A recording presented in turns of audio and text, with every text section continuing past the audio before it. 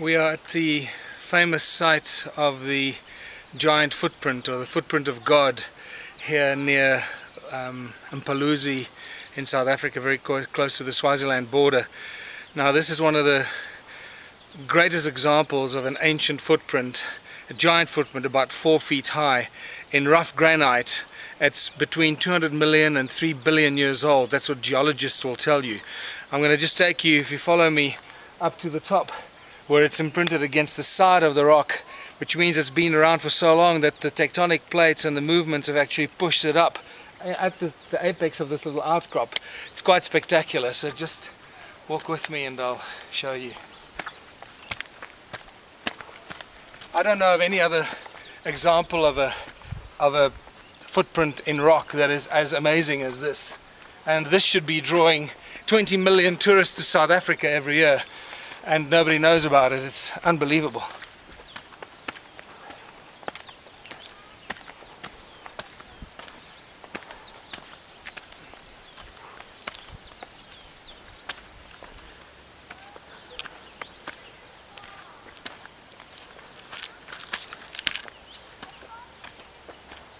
And there we have it. Let's get closer.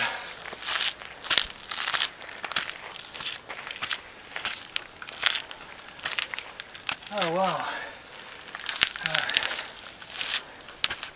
this is just beautiful. Look at this. There's the, you know, when you, there's the big toe and the other 4 toes down to the small toe, down to the heel. What's fascinating about this is anybody that does a study of this will notice this piece sticking out here. It's like when you put your foot in mud and you pull it out, your toes will lift up a little mud where your toes were, and that's exactly what seems to have happened here. This rough granite is just, it's pulled up this overhang here. It's spectacular, and I see that people have been visiting here because they've been leaving little coins here, which is wonderful. Maybe just come closer and show this from more close up.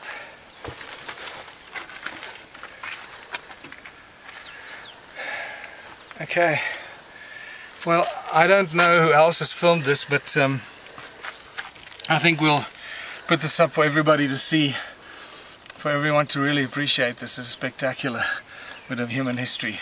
There were giants on Earth.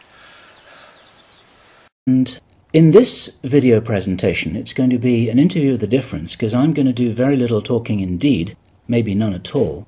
And Klaus is going to be doing an audio commentary on one of his extremely special, unusual and fascinating slideshows about the artifacts and the various phenomena that he has been researching, discovering, investigating personally all over the world, relating to what I think you could legitimately call the hidden history of the human race. Would you say that that's a good summary, Klaus? That's a very good summary, yes. So I'm going to step back here, and what follows now, just kick back and enjoy this slide presentation, and Klaus is going to take you through his own journey. You can accompany him on his own journey through his own discoveries. And take it away, Klaus. What are we looking at here? I can see an array of pyramids. What's the significance? The significance is that you can find pyramids all over the world, on each continent. And the question is, when and who did build those pyramids? Why many of those pyramids all over the world are looking very, very similar? Another question is, did there really exist a global civilization? And I think many of our researches are really telling us that once upon a long time a global civilization existed. But how many thousands of years ago, we don't know. Most of the audience of Project Camelot may know about the story of one stone pyramid building found in 1984, 25 meters under the sea level in Japan, on the island of Yonaguni, which is the southeast Japanese island belonging to the Ryukyu island group. And there is still a struggling of some international archaeologists who are saying that these monuments were done by nature. But my friend Professor Masaaki Kimura did several years since then researches not only on this monument, but also he found several others close by. On the right side down you have a model, and one thing nature is definitely not doing on top of two platforms of this monument. There is one huge stone turtle and one huge stone bird like an eagle. Nature is doing many things, but not such a precise, perfect monument, and the question is, where are all the stones? If nature would have done it broken down, where are those stones? There are also streets, and there was also found a stone stadium like a Roman Colosseum with stone seat rows and stone stairs. Nature is great, is doing many, many great things, but not such perfect buildings. Here you have the huge stone turtle, and you can see also how small is a diver against this big monument. Here you have one street with stairs going up. Here again a very close-up picture just to recognize the size of this huge monument. Here you can see some world maps. On the top, on the right side, you can see the Piri Reis map, which was used already long time before Christopher Columbus came to America. And you can see how perfect this map was already in the beginning of the 16th century, showing part of Europe, of Spain, Portugal, part of Western Africa, and also part of South America.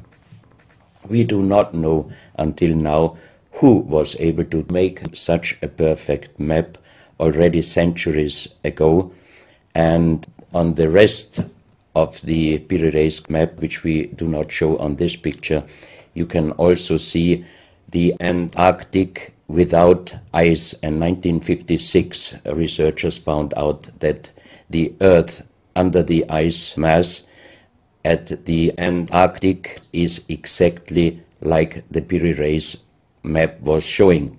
So this Piri Reis map should be at least older than 10 to 12,000 years.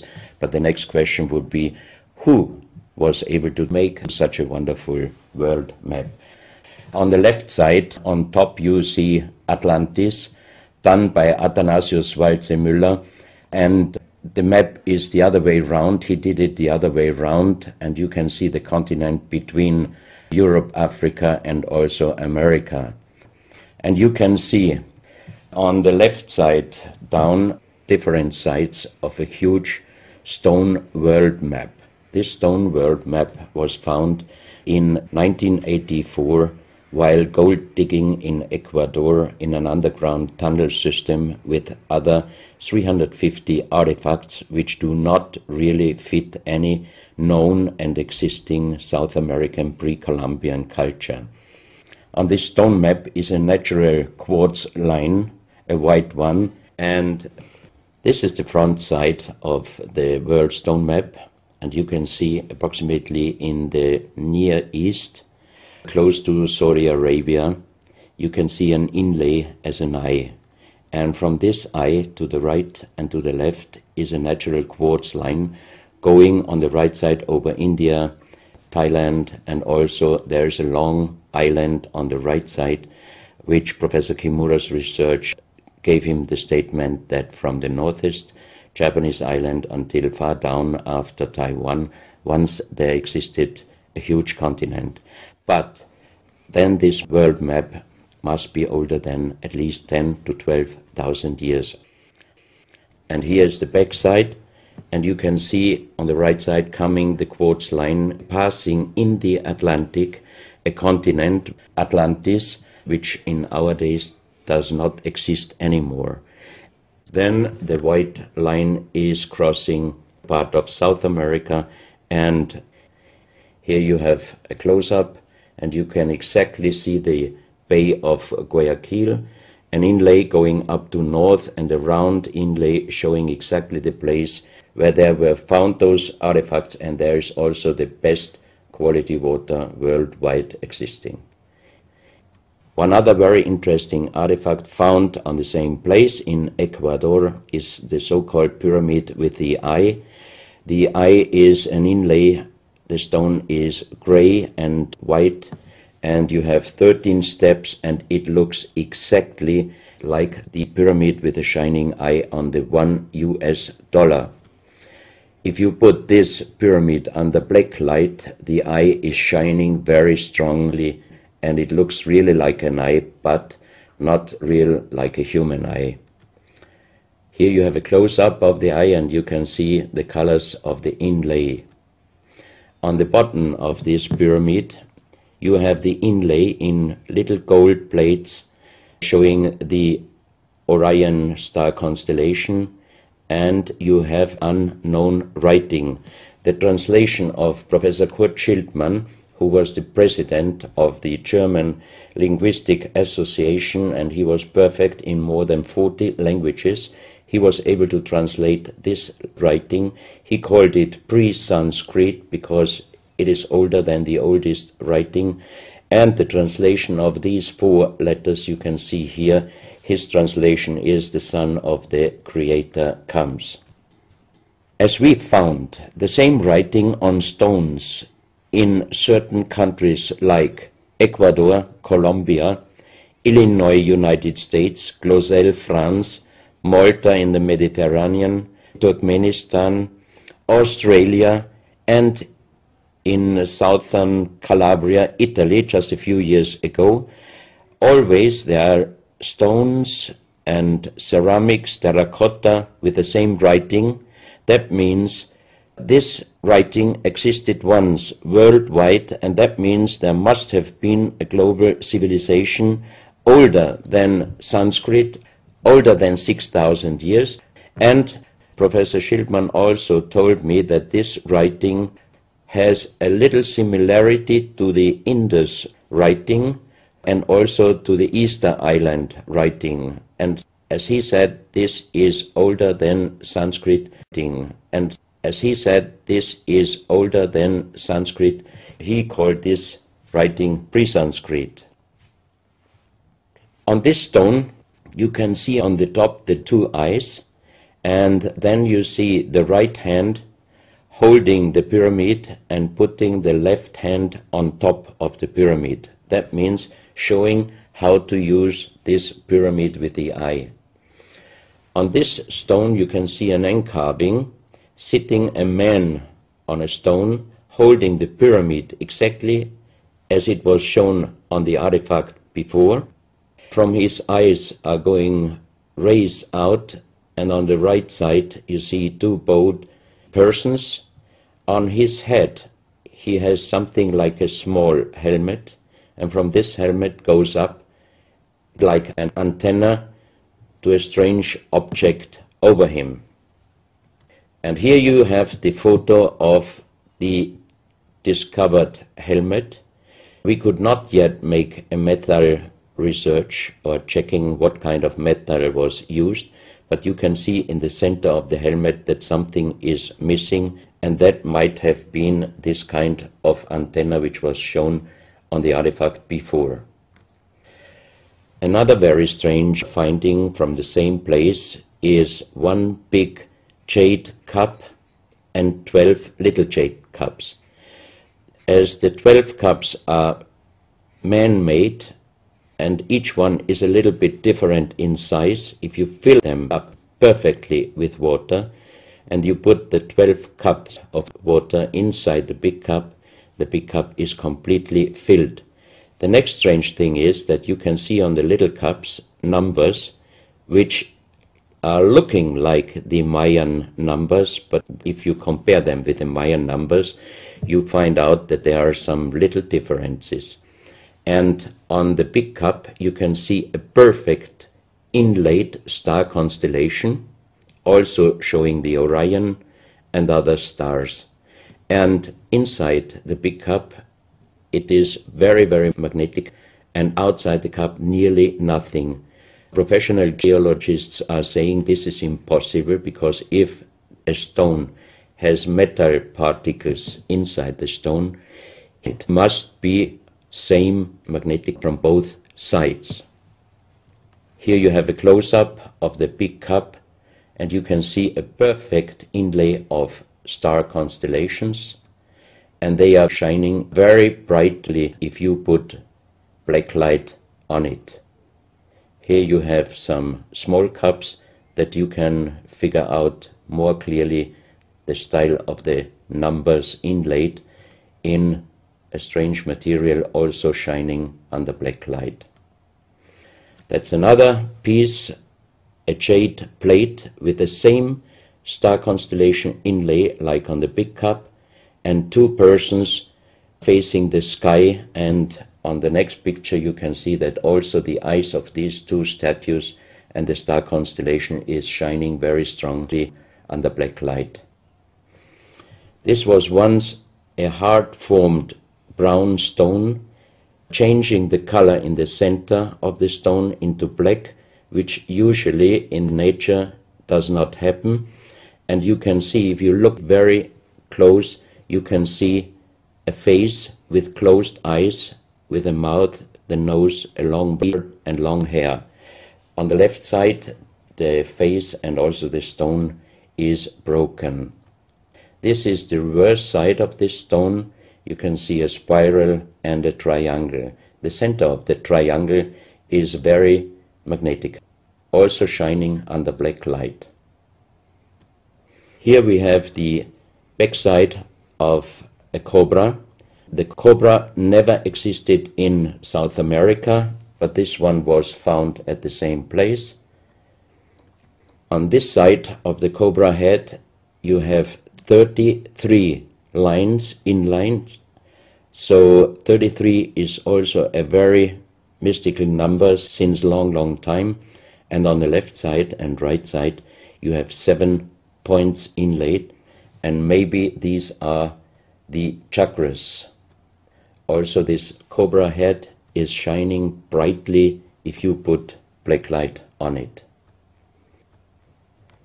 Another object here, you have a perfect worked dolphin head, and also this artifact is shining under black light. Here you have a kind of stone helmet. You can put this granite stone helmet on your shoulders, or you can lay your head inside it, and the inlay points which you see on this helmet, some experts told me that these points are exactly the acupuncture points on the human head. Here you can see how it might have been used, and a few months ago they found at the same place an unfinished stone helmet. So that means that also some of these artifacts were made directly in Ecuador, but many years ago. And also the inlay on this object are shining under black light very bright. This is a fantastic jade snake, and also the inlay points are shining under black light. Here we have one artifact which is very perfectly carved on the back side, so that means it might have been used to put this artifact on the front of your forehead. You can see the two eyes inlaid, and on the reverse side you have the so-called third eye. Maybe this artifact was used for some ceremonies or for meditation. Here we have a jade plate with an inlay of a spiral, also shining brightly under black light. Another one, you can see 7 rings inlaid in the jade plate and also shining under black light. Maybe this also could be a presentation of the 7 chakras. Here is one of the ceramics found there. It's a great masterpiece, and the question is, how can you make this artifact out of one piece of ceramic? Here we have another pyramidal stone found also in Ecuador. On top you see the pyramid with the eye, and you have down several spirals and symbols. Some of them are very similar to the church word Nakal plates, which he found 1880 in India, and the translation was talking about the sunken continent of Mu. This is a marble with another inlay of a spiral, also shining very brightly under black light. Another stone in a pyramidal form with an inlay of an eye. Here you can see again the pyramid with the eye, and on the bottom you see the Orion star constellation, the 3 Orion stars, which might focus us to the 3 pyramids in Egypt. Here you have a ceramic statue. You can see the style of sitting is not real pre-Columbian style. It looks like the lotus seat from Asia. On top of this statue you have a head with some points, and it looks quite similar to many of the Buddha presentations. He holds a snake in his mouth. The snake is a very, very mystical and very often presented object. So that means this statue is not from any existing or known pre-Columbian culture. Even the next one, you can see that how this statue is sitting, it looks more the direction of Asia. On top of his head, again a very strange head, and in the center you can see like the head of a frog. Also, the frog is a very mystical animal in old South American pre-Columbian culture, but also in Africa and also in Asia. Here another ceramic statue holding a kind of plate in his left hand, and it looks also not really pre-Columbian culture. This another very strange artifact holding a stick with a snake. Again we have the snake here, and the question is where and who this statue was done. This is a photo of the Altiplano was done. This is a photo of the Altiplano in Bolivia. Archaeologists and researchers found out that at least before 4,000 years there was happened a very big impact in Argentina, and the shock wave of this big impact destroyed many stone buildings in the Altiplano of Bolivia.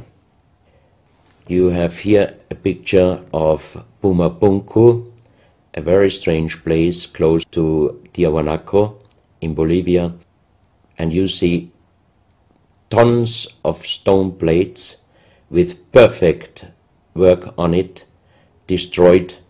Maybe this was the reaction to the big impact in Argentina. Here you have my friend Giancarlo Bonfanti, Italian researcher, in the center of the so-called Sun Gate in Tiahuanaco in Bolivia, and some researchers write that the figurines on top of this side of the Sun Gate are showing the Venus calendar. Here you have one of the big stone plates from Pumapunku, and you can see how perfect this stonework was done. And the question is, could you do such perfect work with simple tools? Close to this area, they found skeletons with a size of 2.6 meters. And the picture on the top shows you the skull of one of these skeletons, and it looks like it is deformed, but definitely these skulls are not deformed. They are natural style, like an egg. On this photo you see how strong the jaw of those skulls were. This is a front view, And the most interesting photo is this one, because you can see that the top of the skull does not have the 3 plates which we have as Homo sapiens, and that shows us that these skeletons are not Homo sapiens. What we might be able is doing a DNA check and an age dating on these skeletons, because we are very much wondering what kind of humans did exist long time ago and how long ago. On the next pictures I show you some artifacts found close by the real giants, and when I first time got this mask in my hands I tried to look through the 2 eyes. At that time I didn't know that they were belonging to 2.6 meter skeletons, and I was just wondering, why did they make masks where you can only look out from 1 eye? But after knowing that those people were over 2.5 meters, I could imagine that their skull was of course bigger than our skull, and that's why these masks were for us oversized. That's another mask from Bolivia, another one with very wonderful encarving, many spirals and many symbols, which we also found in many other cultures. This is a very heavy stone figurine, and again here you can see on the top the head of a snake going down on his backside. This is the reverse side. You can see again the snake.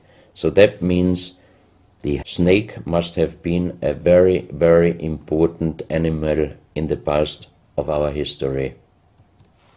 Here you can see a stone flute. The strange thing is that the vibration of the sound of these stone flutes is exactly the same as our brain waves.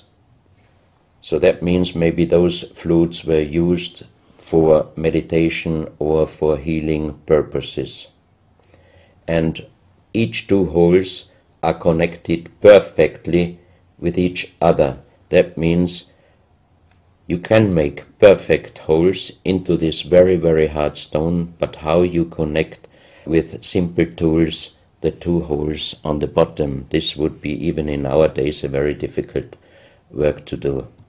Because it's in the shape of a U and it curves around inside the stone. That's right. And with simple tools you are definitely not able to do such a work. And even the holes are very precise.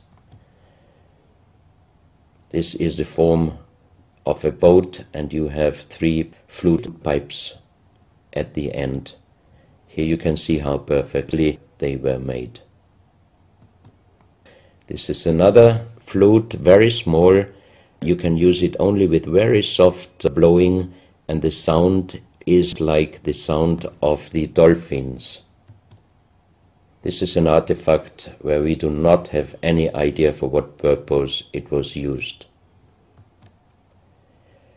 Now we are in Colombia. On the next few photos I show you very strange artifacts from Colombia in South America. The most famous industrial designer and architect in Colombia, Professor Jaime Gutierrez, is collecting strange artifacts from his country already since centuries. His most important piece is the so-called genetic disc. Here you can see a disc made out of lyddite, a very hard stone. It's nearly the same hardness as granite, but the structure of lyddite is like leaves, so it would be quite impossible to make the same disc in our days out of the same material. The diameter of this disc, we call it the genetic disc, is about 27 centimeters. And on this disc you have several things presented which usually you can only see with a microscope. For example, on the left side, around 11 o'clock, you can see one egg, human egg, without and another with spermia. On the right side, at approximately 1 o'clock, you can see some spermias, and then you have several very strange presentations which we could not explain.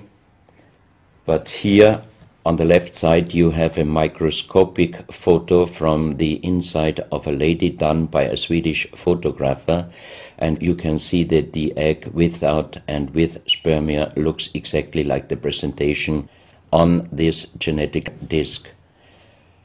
On the reverse side you have on top several presentations of fetus in different size, different age, ending up with looks like a little child. You see also at the end of the plate around 6 o'clock female and male, and also on the right side around 9 o'clock you can see the presentation of man, woman and child. But the strange thing is how they present those human-like heads. Here you can see a knife done by the same material, lyddite. On top of the knife, on the handle, you have mother's head, beyond you have the child's head, and the umbilical cord is going around the neck of the child. So that means this knife would have been used to cut the umbilical cord, saving the child's life. This is a close-up mother, child and umbilical cord. This is an instrument. It might have been used for helping the child coming out, leaving the mother, when there were some complications. And it is also made out of the same material, lyddite. You have here the vagina and the child's head coming out, and on the reverse side you can put only your thumb inside. That means you can only use this instrument with your fingers, meaning you cannot use power. So that means it might be safer helping the child leaving the mother than our instruments we are using in our days, because sometimes the modern instruments, while being used, can damage the child's head. This, we think, is a medical instrument. It is also lyddite, and it's a perfect form. Another one, and these are other ones, they are very much smaller than shown on this photo. And when we did material check in Vienna, the most expert worldwide checked those pieces. First of all, the material. Each one is done with lyddite, and the form itself, he checked them, and finally he said, I cannot tell you how they were done, who did they make, but the only thing I can definitely tell you, from the same material in our days, we cannot make the same instruments. So how old they are we do not know, but as they were found in Colombia and they do not fit any existing pre-Columbian culture, we must consider that those artifacts are at least older than 6,000 years. But we cannot explain what kind of technology they did use to be able to make such instruments and such tools made with lyddite. You can see each piece fits exactly every kind of hand, never mind how big the size of the hand was. Each instrument, each tool fits exactly each hand which was using those instruments. This face looks a little bit like the Maui, the big stone statues from Easter Island. Here you have a close-up. This, in joking, I call it the dentist chair. Perfectly done, but again, same material, lyddite. And the strange question is, Why, if they could make such perfect figurines out of this very difficult material, why did they show the human face always with big round eyes and a little nose and a big mouth? There is no real explanation possible. This is again one piece from Colombia, Lyddite. On the front side you see the mother holding the baby, and on the back side you see the man with armors, most probably for hunting. This stone figurine was found in Colombia. It looks exactly like the Maui statues from Easter Islands, but it is only about 30 centimeters in size. This is another masterpiece of stonework. You have on both sides presented one bird, but if you look at the front side, you can see that the two birds presenting a face, and on the left side, between the bird's head and the wings, you see again this unknown writing which we found on stones from all over the world. This is the mother holding a child, very strange face, and it's a kind of jade material. This is another stone from Colombia, showing an armadillo. On top of the armadillo you can see a strange face with long ear and two horns on top. On this artifact you can see a smiling face on top. You have two triangles on this side, and on the other side, on the right side, you have a face. Again, the animal face on the right side, and some unknown symbols, and on the bottom of this object you see an animal, looks like a crocodile. Now we are moving to Guinea, West Africa, very close to the Guinea, West Africa, very close to the border with Mali. They found on a huge granite mountain the half portrait of a lady done in granite stone, and the size of this statue from top of the head until the middle of the torso is exactly 150 meters. So this is a real big question. Who might have been able to do such a huge granite half portrait in a mountain at least 10 to 12,000 years ago? Because the Italian archaeologist Professor Pittoni was on the spot. He did these photos and he checked the earth on the bottom of this mountain, and his calculation was that this stone monument must have been done at least 10 to 12,000 years ago. But then we have the real big question: who could have been able to do such a big stone monument? Even in our days it would be impossible, or at least it would cost so much money that it would never be able to do. And if you look at the close-up of the face, some experts told me that this face definitely is not European, but also of course not black African.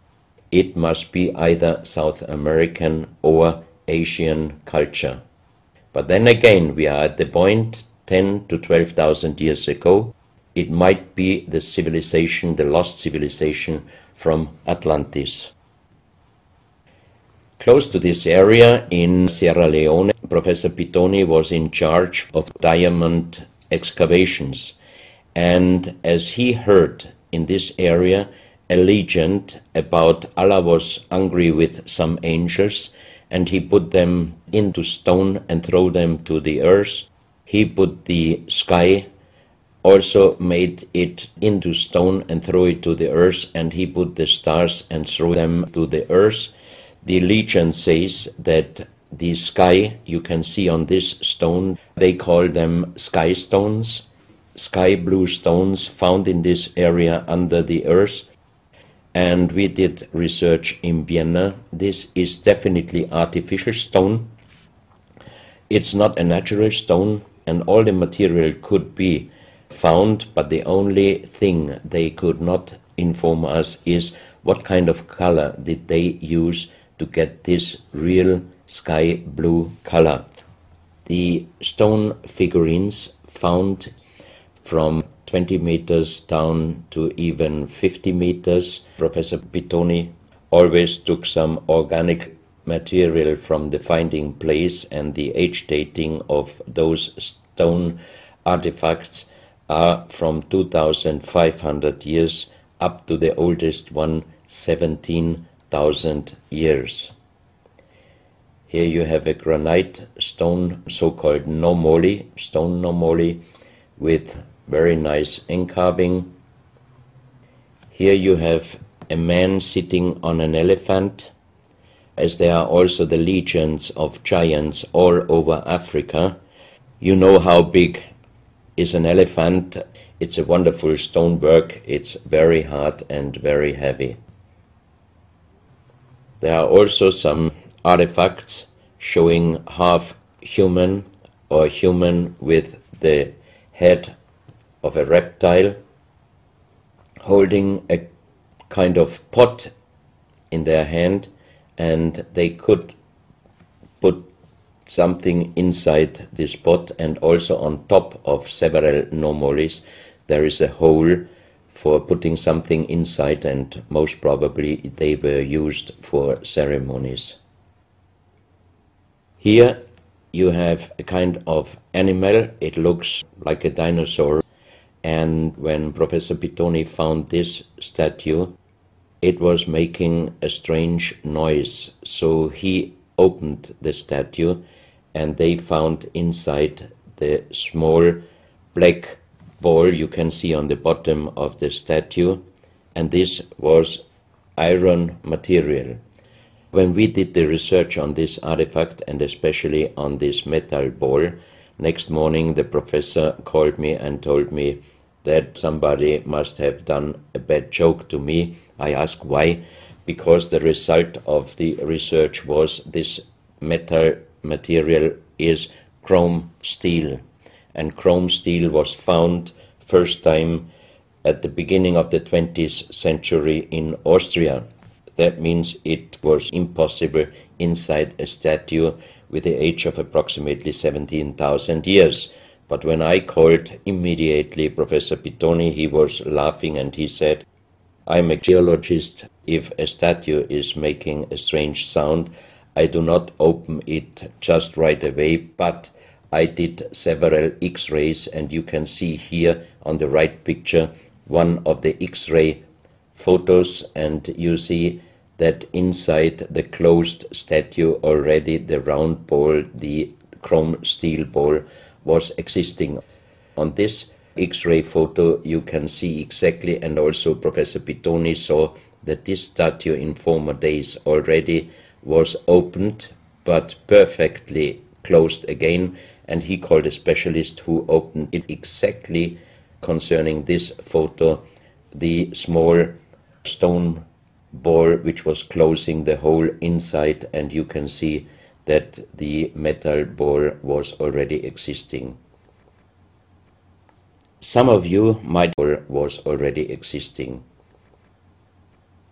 Some of you might have watched several pictures, photos on the internet of giant skeletons found in desert, in India, in China and other places. Most of those photos were competition photos to present Photoshop. Perfectly done. I also was quite impressed when I received first time one of those photos, but these photos I'm showing you now, they are definitely not coming out from a Photoshop competition. These photos are real skulls and skeletons.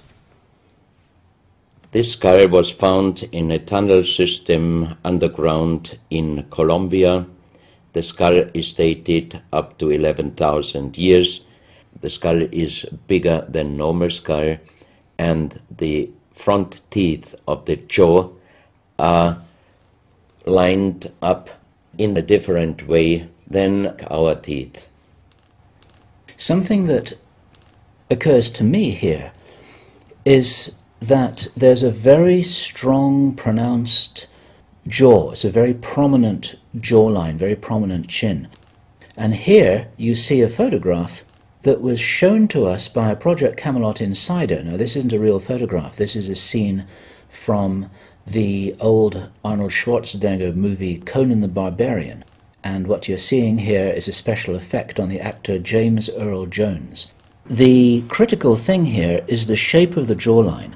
Our witness, who had spent time with the Anunnaki in real time, in the present day, said that one of the things that characterizes them, besides their size, which he says was 8 or 9 feet tall, he said they're very large and they're very strong and they look larger than that. But that's round about their height, which matches exactly the 2.6 meters that Klaus has been talking about. He said it's a very prominent, strong jawline, and this is what strikes me about these skeletons, these skulls here that we're looking at right now. Didn't know. No, you need to know this. Back to Klaus. So once again, here you have a very old photo done in a museum in La Valletta in Malta, and it shows several long skulls, and the explanation is deformed skulls, but they are very long, going to the back. This is one of several very, very strange skulls. They are presented in a small museum in Ica in Peru. Ica is located close to the famous Nazca lines, and the museum is called Museo Maria Reiche, the German lady who was researching her whole life about the Nazca lines.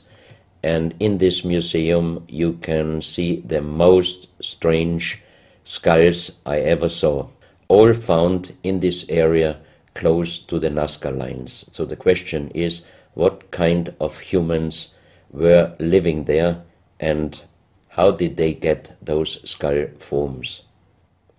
And especially this one, definitely several doctors and experts told me it would not be possible to create such a kind of deformation, because through deformation you do not get the double bone material on the skull, and on this skull even you have particles of the skin and hairs, and I think it would not be difficult to do a age dating and especially a DNA analysis of this skull.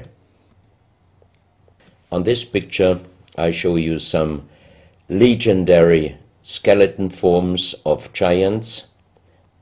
In the year of 1964, in the south of Ecuador, in the province Loja, there broke down a part of a mountain platform, and Father Carlos Vaca, who was working as a priest in hospitals, he was called to this place and he found the broken bones of a giant. Good.